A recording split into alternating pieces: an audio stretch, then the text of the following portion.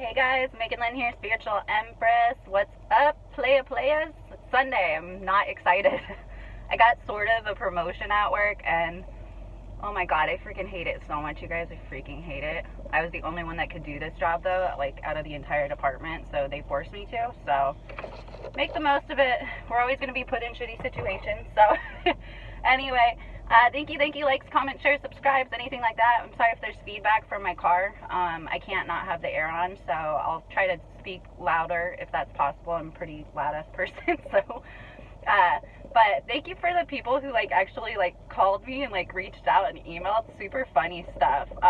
Yeah, a lot of people might think that that's weird that I did that. I don't, only because I have a small channel, first of all. A lot of people are starting to find me though, and I don't know. I want to know, you guys tell me how I show up. If you're new to the channel, tell me how I'm coming across when I'm popping up on your feed. Like, are you searching certain words, or am I just showing up? Because these people said I just showed up on their feed, so I'm not really sure why YouTube's starting to promote me all of a sudden. I have no idea. So anyway, thank you. There's super funny conversations. It's not weird to me because if you think about it, I'm in sales. I call strangers all day. So for me, I can build rapport pretty quickly, typically. If you are a weirdo, though, and you are going to email me, weird things like you think I'm hot or something like that, that's not what that's for, y'all, okay? If you guys want to talk and be friendly or have questions and want to chill, okay, that's cool. But, don't be a creeper, okay? Nobody likes a creeper. Anyway, what I wanted to talk today about, because I got my fucking tax return. I'm so excited. I got my tax return, and y'all, I'm getting back $4,000. I'm so excited. So I got part of it already, and I kind of splurged a little bit. So what I wanted to talk today about was Aquarius and finances. There's two different kinds of Aquariuses, okay? It's not like a Gemini kind of thing. It has to do with when you were born, how you're going to handle finances, because I have a lot of people who are Aquarius, and some of my friends are really, really responsible, and then some of them I'm like, what the hell are you doing, man? What is this? You shouldn't be doing that. Why are you splurging? Why are you not being responsible with your money? Things like that. So I wanted to get into a little bit of that. Again, likes, comments, shares, subscribes, really appreciate it. If you want to email me, it's wmegan939@gmail.com. I love answering questions. If you want to book readings, you can email me through there or message me in chat below. So, Aquarius, you're a funny little alien, because with Aquarius and finances, I get some people who are just I cannot not handle my money.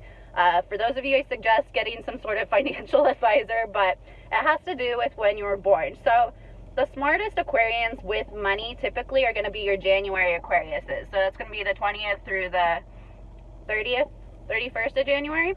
Those are the ones that tend to be the most responsible. If you think about those January Aquariuses, they're typically a little bit more stoic and serious, a little bit more studious. And if you think about it, they're right next to Capricorn. So they just came out of Capricorn.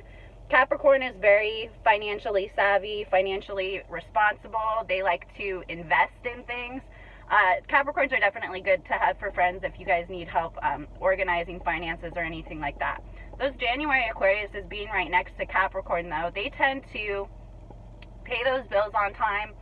They have a savings account. They probably don't want that car payment, so they're not going to go, they're going to run a car into the ground before they get a new one. And they tend to actually be pretty successful in business. So in business, for those kind of Aquariuses, moving up the corporate ladder, that actually works for this kind of Aquarius. They're not the type of Aquarius, they're the type of Aquarius that I would say fits most into the corporate world, to where they would move up in management easier than the other Aquariuses, because people aren't as intimidated by them. They just kind of fit the status quo of, what companies would want for management, things like that. So they tend to have a healthy, like I said, savings account. Maybe they put away for retirement. They've got that 401k they've got going. And then they always do have money for when they actually do want something. So that's the kind of Aquarius that's really not going to be a lavish spender. They do spend on people that they care about, however, but they're going to be that type of person that they really take care of the things that they do have, but they're not frivolous with, they're not the one that's going to be like, hey, let's go shopping today. That's not, those kind of Aquariuses get things when they need them. They don't get things for fun typically. If they do get something for fun, it's very few and far between. However, it is going to be a nice thing. So if they want to get a toy, if they want to get new golf clubs, something like that, that's something that they're going to wait on until they absolutely need it. And then when they get it, they get the best of the best, okay? And you think all that investing and all that saving, it's because they're very smart with their money and they're very particular in how they spend it. So those January Aquariuses, where you're going to kind of get into trouble, and I can say this because I have a friend, Steve, too. He's the same way. He's a birthday buddy, too. We have the same birthday. When you get into trouble is my deacon. The 1st through the 9th of February is when you start to get in trouble. So depending on how far you are into that deacon, going into February, those are going to be the Aquariuses with a little bit more emotion. So those are going to be those Aquariuses that just can't handle their money. Maybe they have a hard time keeping it. Things keep happening to them, so maybe they'll get ahead a little bit and they'll get pushed back a little bit, so they have to catch up, and then by the time they catch up, something else happens. That's going to be that Aquarius. And reason being is February Aquarians are going in closer to Pisces. Now, those February Aquarians typically are a little bit more emotional, which means emotional shopping, emotional purchases. They're going to be a lot more impulsive. So I'm really, really lucky that my moon is in Virgo, because I already have a good connection with like emotions and things like that. But that Virgo, I'm not an emotional shopper at all. I'm actually pretty frugal. But when I do buy things, for me, a lot of Aquariuses, what they'll do when they spend their money is they'll spend it, but they'll consider it as like an investment. So for me, I get a high off of, and I don't know if this is a Virgo, spending money on something that's going to be an investment long term. So like for me, I have basically virgin hair, you guys. I have not done anything to my hair for almost 2 years, like cut, color, nothing. So I actually invested in this thing. It's called E-Salon. I thought it was so cool. It's called E-Salon, and basically you talk to a specialist and they mix a color and then they set you a dye kit. Now I get a high. Here's the thing, mine's a little bit wonky. I don't spend, and then when I spend a lot. So I don't know if that's Aquarius. It's kind of like, I don't know what it is. Like, I don't like to spend money on things, so I don't spend on myself a lot, but if I see something as an investment, I'll start spending.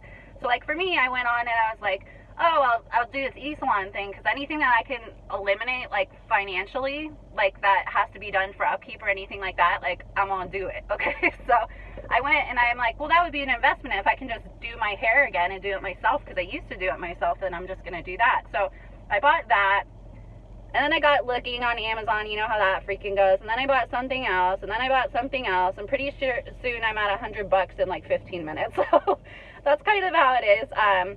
You'll find with the Aquariuses in February, it's going to be a lot more of those like emotional purchases. So that's going to be the Aquarians more where spending or buying things actually makes them happy, or like buying jewelry makes them happy, or buying, maybe you're into cool clothes or your look or whatever. So Aquariuses, that February placement is definitely going to make you a little bit more emotional, especially my deacon, because we're probably the most emotional of the Aquas.